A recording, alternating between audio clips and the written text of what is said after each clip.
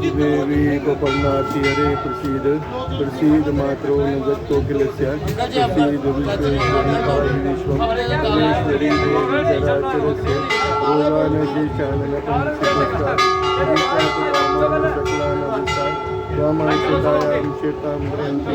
सर्वबाधा विनिर्मुक्तो धन्यान्य स्वामीके पुनिश्चमत्तशालेन भविष्यति न आप ही हो अपना सारा अपने बच्चों को सद्बुद्धि दो माँ अपने चरणों की भक्ति दो माँ फिर अपने चरणों को बुलाना वो सच्चे दरबार की जय।